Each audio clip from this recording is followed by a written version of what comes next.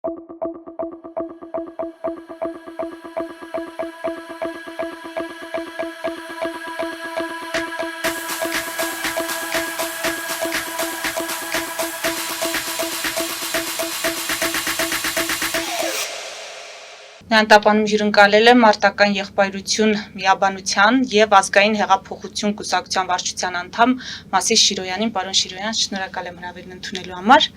Բարև ձեզ, ես եմ շնորհակալ։ Ձեր հարցազրույցներից մեկում ասում եք, մեր քաղաքական գիծը դիմադրությունն է, եւ որ խաղաղության կարելի է պետք է հասնել ոչ թե հանձնվելով, այլ սեփական իրավունքների համար պայքարելով։ Ձեր ասած դիմադրությունը, ճիշտն ասած, ես չեմ պատկերացնում ձերպես մտածող 100 կամ 1000 հոգով, պարոն Շիրոյան, կարծում եմ, որ առնվազն մեզ համազգային դիմադրություն է պետք Բաքվի պահանջներով խաղաղություն չհաստատելու համար, եւ ինձ հետաքրքիր է, ինչ է կարծում, կա համազգային դիմադրության հանրային պահանջ։ Արդյոք այդ պահանջը պետք է անքննարկելի չլիներ մեր հանրության համար, պատերազմից հետո 44-օրյա պատերազմից հետո, մինչդեռ մենք տեսանք, որ մեր հայրենակիցները շատ հանգիստ նաև հետևեցին, թե ինչպես են Արցախից տեղահանվում մեր քույրերն ու եղբայրները, այսինքն մենք հետևեցինք այդ էթնիկ զտմանը, եւ եթե լիներ հանրային կամ ազգային դիմադրության պահանջ, մենք պարզապես անկախ Փաշինյանը ինչ կա հայտարարել, մենք չէինք համաձայնի այդ ամենի հետ։ Հարցը բավականին ծավալուն էր ու պետք է մասերի բաժանենք ու սկսեմ հերթականությամբ պատասխանել։ Նախ կա հանրության մեջ դիմադրության պահանջ թե չկա, ես կփորձեմ մեզ մտովի մի պահ տեղափոխենք 2020 թվականի նոյեմբերի 9-ը ու հասկանանք, որովհետև 2020 թվականի նոյեմբերի 9-ին հայ ազգը, հայ հանրությունը ինքը պատրաստ էր դիմադրության։ Ու ինքը այն ընկալում է, որ մենք թույլ ենք, մենք անկարող ենք, մենք չենք կարող որևիցե մի բան անել, չենք կարող մենք Արցախին տեր կանգնել, չենք կարող շարունակել պատերազմն ու դիմադրել, նման իրավիճակ չկար։ Հայ ազգը ոտքի կանգնեց, փորձեց ինչ-որ մի բան անել ու բավականին լավ էր ոտքի կանգնել։ Հետո հայտնվեցին մարդիկ, մենք հիշում ենք Ռոբերտ Քոչարյանի հետ ասոցացվող մարդիկ, հետո Վազգեն Մանուկյանը 17-ի շարժումը սկսվեց, չէ, 17 + 1, 17 - 1 ինչ-որ շարժում սկսվեց, եւ հանրությանը ճանապարհեցին տներով, այսինքն օպերացիա իրականացրեցին այն մարդիկ, ովքեր որ պատրաստ էին դիմադրության ու համաձայն չէին նոյեմբերի 9-ի դավաճանական փաստաթղթին, այս մարդկանց մոլորեցրեցին, իբր թե առաջնորդեցին, հետո ուղարկեցին տներով ու այս Հայաստանի իբր թե փրկության շարժումները մի քանի անգամ մենք տեսանք։ Հանրությունը սկսեց չվստահել այդ քաղաքական գործիչներին ու սկսեց քիչ-քիչ լսել իշխանական ռոպագանդան, որը որ առավոտից երեկո բացատրում էր, որ մենք չենք կարող, մենք թույլ ենք, մեր դիմաց թշնամին շատ հզոր է, մենք կստանանք պատերազմ ԱՄՆ-ի, Ռուսաստանի, չգիտեմ, տարբերակ չկա, այլ մոլորակայինների, իլումինատների կողմից պատերազմ ենք ստանալու, եթե մենք չհամաձայնենք Ադրբեջանի պահանջներին ու սկսել են ահաբեկել։ Այսինքն ցանկացած տեխնիկական միջոց, երբ որ միացնում ենք, չէ, դա կլինի թեյնիկ, հարթուկ, հեռուստացույց, ինչ միացնում ենք, ասում են մենք թույլ ենք, մենք չենք կարող։ Որտեղից սկսվեց այդ ամեն ինչը, երբ որ մենք թույլ ենք ու չենք կարող։ Ով էր 44 օր պատերազմում։ Ով է վերջի վերջո Արցախը ազատագրել, մենք չենք ազատագրել։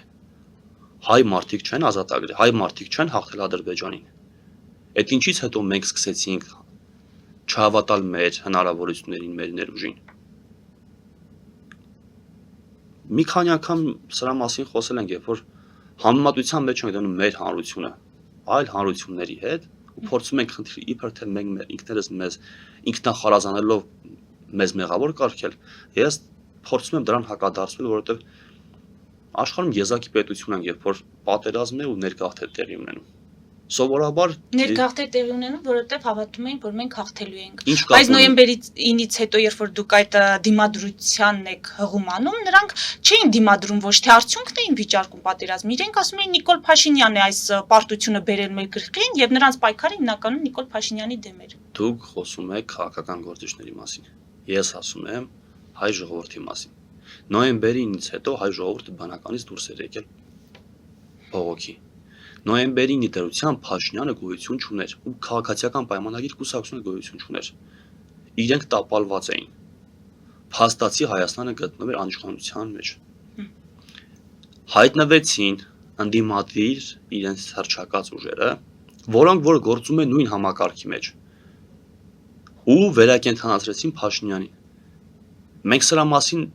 մոռացել ենք, մեր մեդիա դաշտը անընդհատ ուրիշ բան է տարածում, բայց պետք է հիշենք, չէ, նոյեմբերի 9-ից հետո Փաշինյան գոյություն չուներ, որովհետև հայ հանրությունը դեմ էր Փաշինյանի ստորագրած նոյեմբերի 9-ի դավաճանական փաստաթղթին։ Հայ հանրությունը առհասարակ դեմ էր հանձնվելուն, պարտվելուն,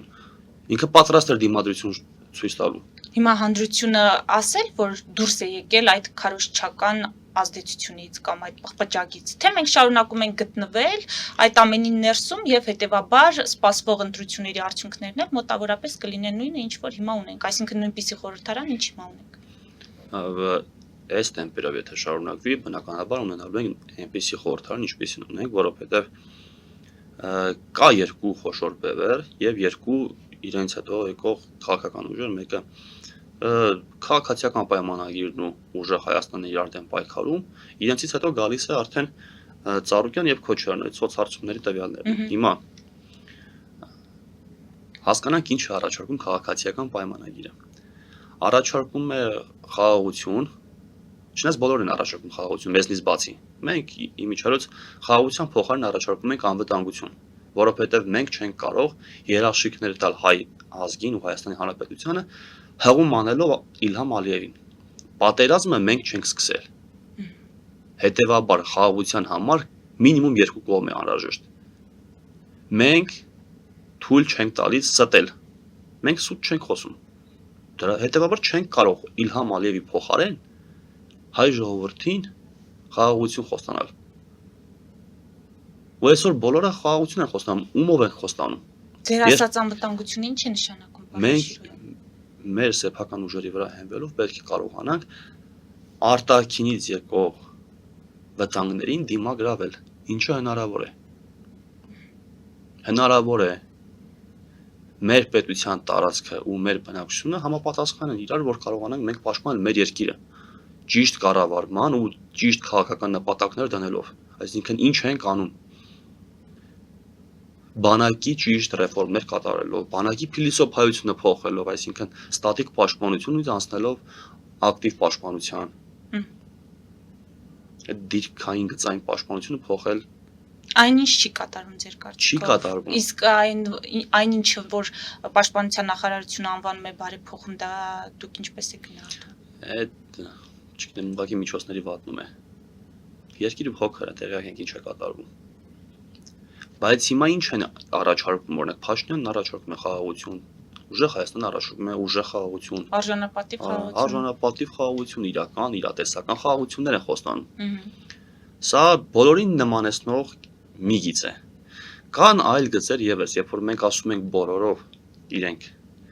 նույն օրակարգն են սպասարկում, մեզնից նեղանում են մեր մյուս գործընկերները, հա, ու այլ կուսակցությունների ներկայացուցիչներ։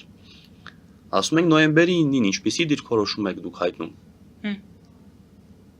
Ինչ եք անելու նոյեմբերի 9-ի փաստաթղթի հետ։ Ընդ որում այդ փաստաթղթի բոլոր կետերը խախտված են, որոնք որ Հայաստանին հայ ժողովրդին, Հայաստանին ու Արցախին պետք է օգտակար լինեին, մնացել է մի կետ։ Դա միջանցքի տրամադրումն է։ Ու մենք շարունակում ենք մեր ստորագրությունը պահել։ Մյուսներն էլ ասում են, հա շարունակելու ենք ստորագրությունը պահել։ Չկա քաղաքական ուժ մեզնից բացի, ով ասում է գալու եմ եւ չեղարկել եմ այդ փաստաթուղթը։ Հա կներեք իմիջիայլոց ԱԺԲ-ն նույնպես է նոյեմբերի 9-ին դեմ արտահայտվել է հանուն արդարության պետք է նշեմ։ Մնացածը լուր են։ Երկրորդ կետը կա նախաստորագրված խաղաղություն։ Հիմա մենք ասում ենք այդ խաղաղությունը կեղծ է, չկա խաղաղություն, որովհետև գործում է չարի վերջ հեքիաթի տրամաբանությունը։ Ամեն անգամ ինչ որ մի բան Հայաստանի Հանրապետությունից փոխելով, ինչ որ մի զիջման տանելով Հայաստանի Հանրապետության, դիմացը ոչինչ չտալով, ինչ խաղաղության մասին է խոսքը։ Կեղծ թեզերով իրենք տանում են այդ ուղղությամբ։ Դուք կարծում եք հնարավոր է, հա, Ռուսաստանի հետ, ԱՄՆ-ի հետ խոսել հավասարահավասարի լեզվով, ասել, որ ձեր առաջարկները մեզ համար անընդունելի են, հետեւաբար մենք չենք ընդունում այդ առաջարկները եւ պատրաստ ենք մեր հնարավորության սահմաններում պայքարել դրանց դեմ։ նոյեմբերի 9-ի փաստաթղթով խախտվել են բոլոր կետերը։ Հիմա բազմիցս դրա մասին ասել է եւ Ռուսաստանը դրան չի արձագանքում այնպես ինչպես երակոմ փաստաթուղթ է։ Այսինքն դեռ կողմերը ունեն հավասար դիրքեր։ Մենք որպես անկախ պետություն, եթե անկախ պետություն ենք մենք մեզ ճանաչում, ես ինքս ճանաչում եմ Հայաստանի Հանրապետություն անկախ պետություն, այլ բան է, որ այսօրվա քաղաքական դաշտում գործողները իրենք չեն դիտարկում Հայաստանի Հանրապետությունը որպես անկախ պետություն, իրենք մտածում են Հայաստանը ինչ որ մեկի վասալն է ու պետք է համաձայնվի այդ պահանջներին։ Ոչ։ Նման կերպով վաղը մյուս օր պահանջելու են Հայաստանի առհասարակ անկախության զիջումը մեկ այլ երկրի երրորդ կողմի, երկրորդ կողմի, չգիտեմ, մեկ այլ պետության ենք զիջելու, ինչ ասում ենք դե մենք չենք կարող, պետք է զիջենք։ Մենք ինչ չենք պատրաստ հանում մեր ազատ անկախ ապրելուն։ Հիմա տեսեք, հաջորդը օգոստոսի 8-ի այդ թրիփ կոչվածին։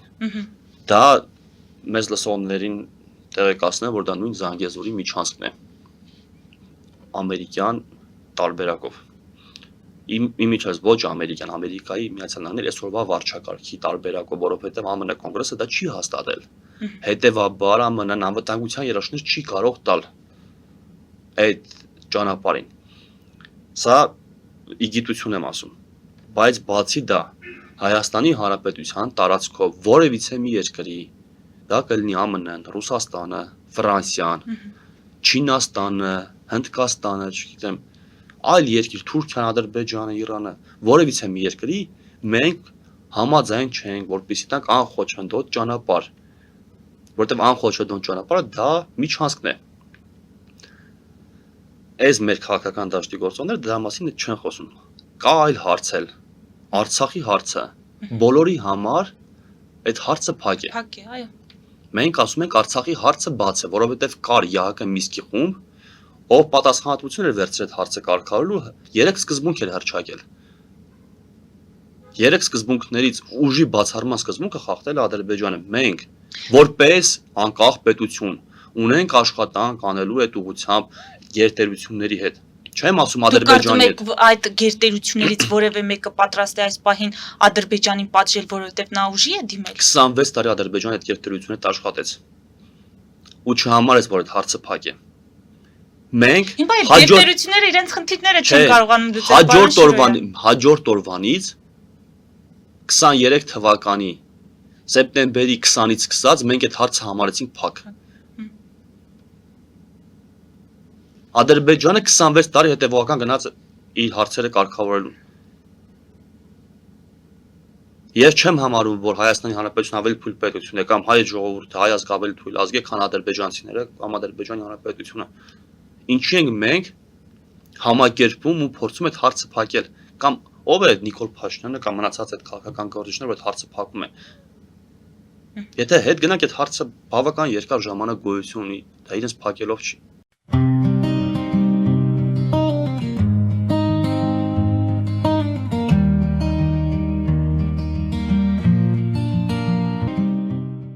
Ֆելիչե ժամանակակից ատամնաբուժական կլինիկա։ Այստեղ հարմարավետությունն ու խնամքն առաջնային են։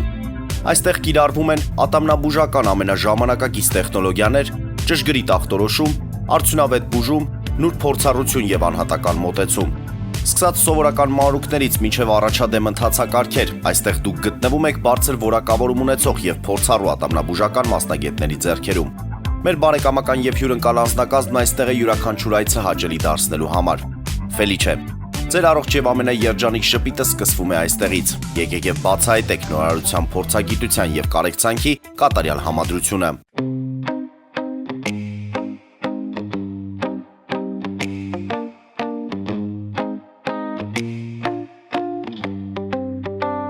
Երևանի եւ Զովունիի սահմանին գտնվող Ալպիական թաղամասում սկսվել է 2, 3 եւ 4 սենյականոց բնակարանների նախնական ամրագրում։ Առաջարկում ենք նաեւ թաունհաուսներ արդեն պատրաստ եւ կառուցվող։ Բնակարանների արժեքները սկսվում են 50,000 ԱՄՆ դոլարից մինչև 140,000 ԱՄՆ դոլար, իսկ թաունհաուսներինը 160,000 ԱՄՆ դոլարից 170,000 ԱՄՆ դոլար։ Մանրամասների համար այցելեք մեր պաշտոնական կայք alpiakan.am կամ զանգահարեք +374 44 201 066։ Ամրագրում կարող եք կատարել մինչև ապրիլի 30-ը։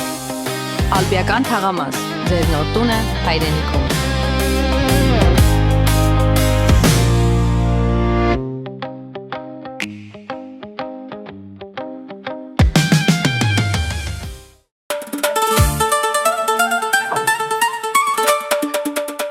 Երևան եք ուղարկում։ Օթանավով։ Երևան են ուղարկում։ Ստեղ ուղարկում են, Երևանում ստանում են $1.99 cent։ Սենսացիա, Այ սենսացիան է սա։ Ծրիա։ Իսկ ավտոմեքենաները կարող եք ուղարկել անհավատալի ցածր արժեքներով։ Նավով վճարում եք 1 արկղի համար, 2 արկղել անվճար։ Ասեք, Աշոտ դա ուղարկել։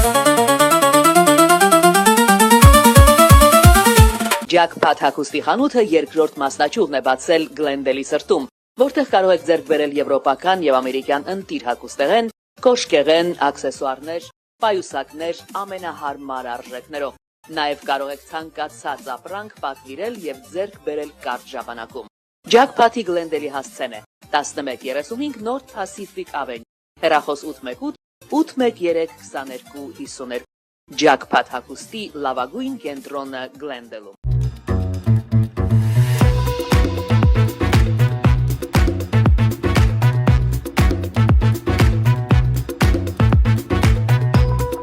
Արարատ ռեստորան, ընտանեկան եւ ընկերական ժամանցի լավագույն հասցե, սիրված արտիստներ, հյուրընկալ մթնոլորտ, հարուստ ճաշացան, անմահական խորտիկներ։ Արարատ ռեստորան, հասցեն անփոփոխ, սիրով սպասում ենք ձեզ։ Լավագույն պաղպաղակ, բնական, համեղ եւ մատչելի գներով պաղպաղակը կարող եք ձեռք բերել բոլոր հայկական խանութներում։ Պահանջեք հայկական պաղպաղակ, Թամարա պաղպաղակ։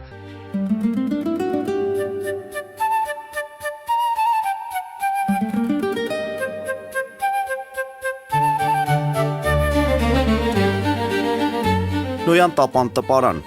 Նոյան տապան հրատարակչություն, շարվածքից մինչև տպագրում, զանգահարեք, գրեք, այցելեք,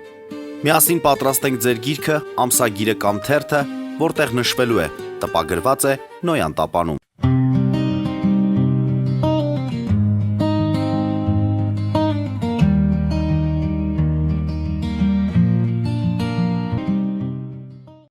Շատ լավ, պարոն Շիրոյան, ինձ հետաքրքիր է, ձեր ասածներին, որ հակադարձում եմ, չստացվի, որ ձեր ասածները ինձ համար անընդունելի է։ Ես շատ կուզեի, որ իսկապես մենք այդ հնարավորություններն ունենայինք ձեր ասած անկախությունը սպասարկելու, բայց հիմա անկախության մասով շատ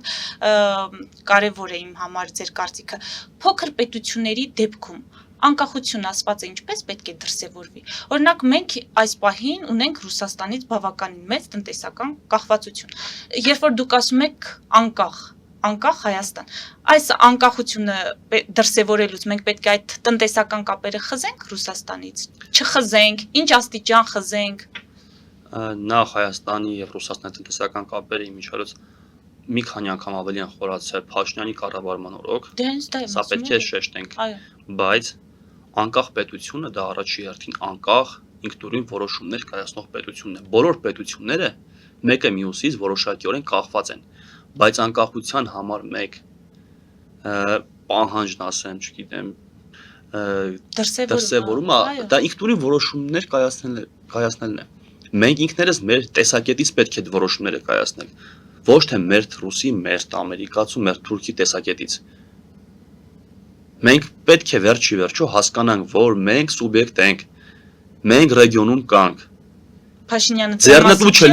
ձեռնտու չլինեինք, մենք վաղուց չենք լինի։ Ու այնպես չի, որ բոլորով ներկայացնում են, թե ամբողջ աշխարհը մեր դեմ է։ Եթե ամբողջ աշխարհը նամանավան մեր դեմ է պայքարում ու մենք դեռ գոյություն ունենք, նշանակում է մեզնից մի բան ներկայացնում ենք։ Ինչ է նշանակում, մենք թույլ ենք, հա, եթե մենք թույլ ենք ու մենք դեռ գոյություն ունենք, դիմադրում ենք ամբողջ աշխարհի դեմ, ըստ իրենց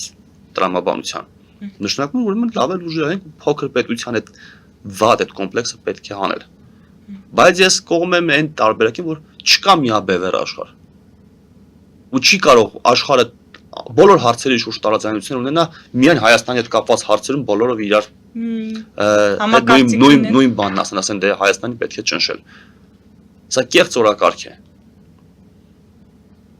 Իմիջիայլոց անկախության հետ կապված ասեմ, այդ Փաշինյանը, որ պատրաստում է սահմանադրություն փոխել,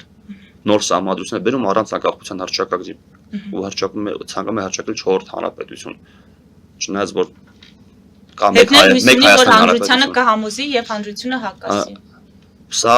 նույնպես կարևոր հարց է, այսինքն այս պայն ընտրական process-ը տեղ ունի, բայց հիմնական խնդիրը էս է։ Ու ամենակարևորը, երբ որ դաշտը բաժանել են, քաղաքական դաշտը այս բային ու փորձում են այս մեր ասած խոսքերը չտարածել, թույլ չտալ որ հայ մարդը հասկանա, հայ մարդը իրեն տեղափոխի 20 թվականի օգոստոսի 8 այդ ոգին ունենա որ պետք է դիմադրի, պետք է պաշտպանի ինչը իրենն է։ Դաշտը փակելն ու սկսում են հայ ժողովրդին ահաբեկել։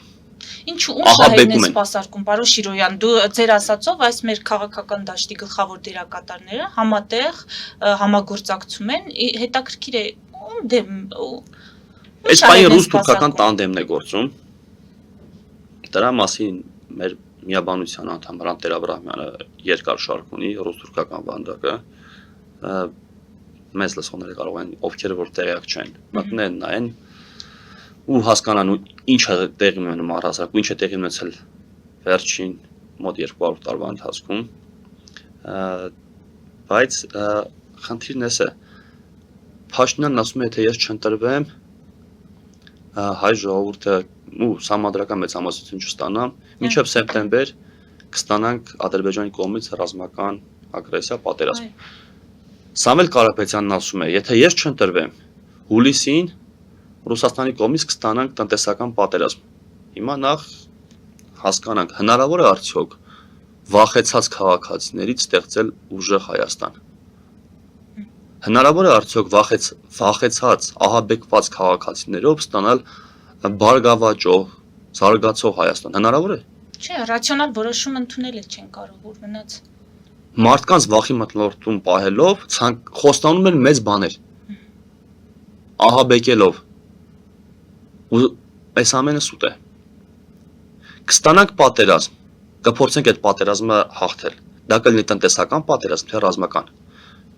Եթե այս տրամաբանությունը չի գործում, այլ հակառակը ասում են, ամեն ինչ անենք, որ պատերազմ չստանանք, վաղը մյուս օր հասել են Երևանը հանձնենք, այլապես պատերազմ կստանանք, զիջեք ձեր անկախությունը։ Ինչ են ասելու։ Մենք մինչև որ պահնենք զիջելու, մինչև որ պահնենք սկսելու վախենալ։ Շարունակել վախենալ։ Պարոն Շիրոյան, Բաքվի հետ շփումը ինչպես եք պատկերացնում։ Պետք է շփվել նրանց հետ, պետք չէ շփվել, իմիջիայլոց նաև ասեմ, որ այսօր քաղաքասարակության մեր ներկայացուցիչներից բաղկացած 20 հոգանոց խումբ է այդ ցամաքային սահմանով գնացել Բաքու։ Դուք Բաքվի հետ համագործակցություն տեսնում եք։ Ինչի շուրջ։ Սրա շուրջ նախ դնենք, որ մեր քաղաքական այս դաշտում հիմնականում բուն բովանդակությունից մարդիկ փորձում են շեղվել ու փորձում են, չգիտեմ, հետևանքները քննարկել։ Հիմա նախ մեր քաղաքական դաշտի հետ կապված ասեմ,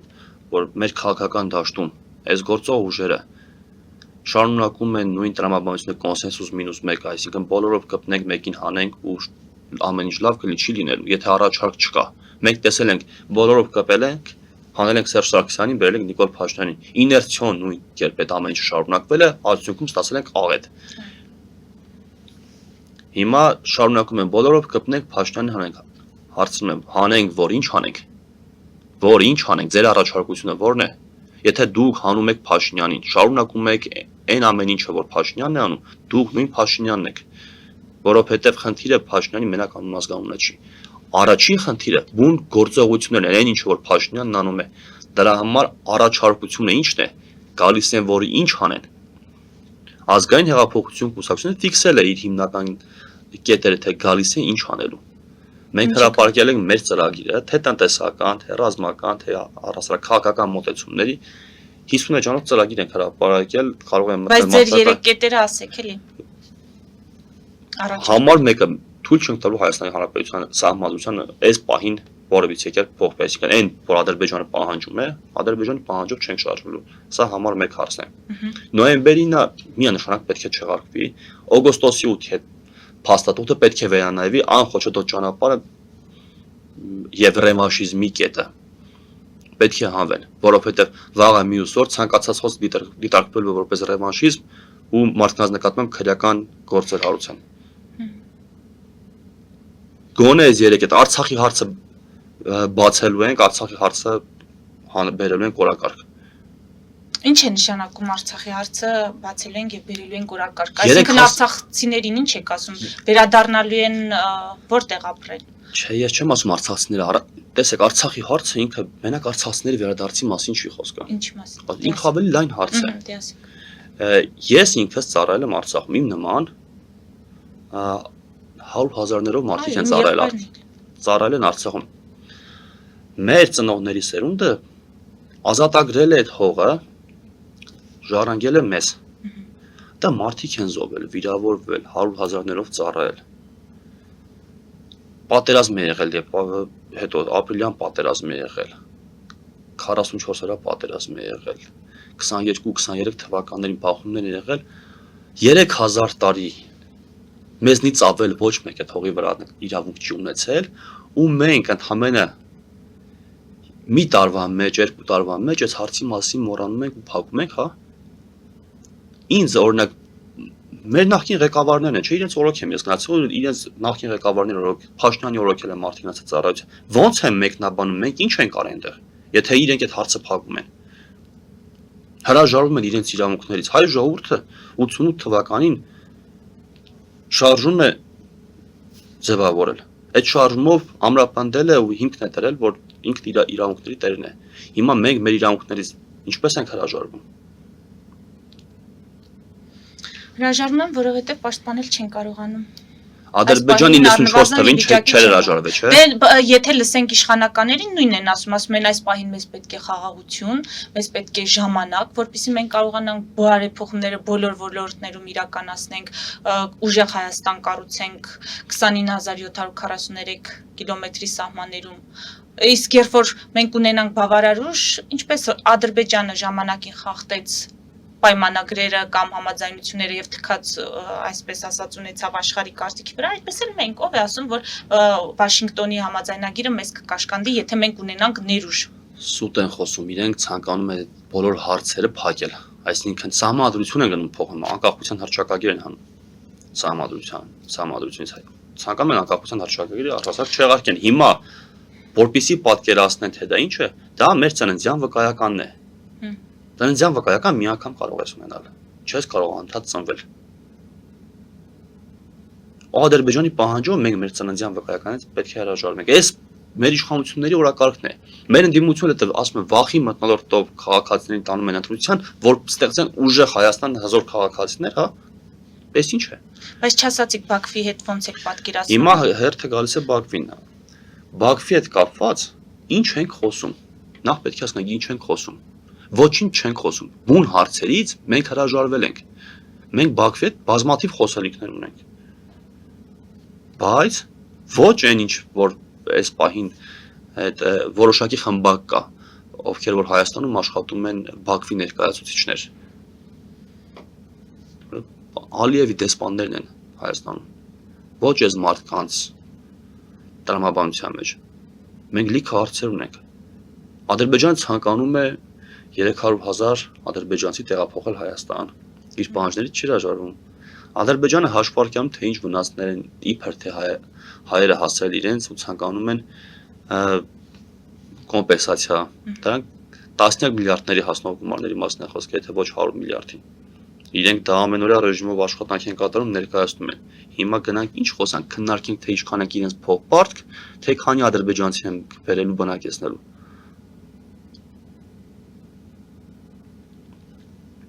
Մենք մեր պահանջներից հրաժարվում ենք, Բաքվի, Սումգայիթի հարցերից հրաժարվում ենք, բայց Ադրբեջանն ու Թուրքիայի պաշտպանության նախարարն էր վերջերս հայտարարել, որ թույլ չենք տա, որ այդ հայերի կողմից իրականացված ադրբեջանցի ժողովրդի ցեղասպանությունը մոռացվի։ Լավ, այս իրավիճակի ճեղքումը դուք տեսնում եք միայն ձեր ուժի միջոցով, թե դաշտում տեսնում եք, որ կան այլ ընտրանքային ուժեր, որոնք գուցե նախկինում չեն մասնակցել ընտրական process-ներին, բայց հիմա են հայտ ներկայացրել եւ ունեն պոտենցիալ։ Այս պահին գալու փոփոխություններ բերելու։ Եթե լիներ այլ քաղաքական ուժ, ով այս նշածած հարցերի շուրջ ունենար նույն դիրքորոշումը, մենք կուսակցություն չէին գրանցի, կգնային կմիանայինք այդ ուժին։ Չկա այդ ուժը։ Չկա դրա համար մենք ստեղծել ենք այդ ուժը, որպեսզի գնանք եսողությամբ։ Մենք մեզ համարում ենք գաղափարական այլընտրանք, այսինքն ուղղակի չենք խոսում, ուղղակի անձի դեմ մենակ չենք պայքարում։ Եղած համակարգին դեմ ենք, եղած առաջարկներին ենք դեմ, ու մենք գալիս ենք մեր առաջարկներով։ Ոչ թե ուղղակի դեմ ենք ասում ենք սա չլինի, ինչ լինում է լինի, չէ, սա չի լինում, բերում ենք մեր տարբերակը։ Մենք ձեզ հաջողություն ենք մաղթում։ Շնորհակալություն։ Մեծ դիտողներին հիշեցնեմ, որ զրուցում էի մարտական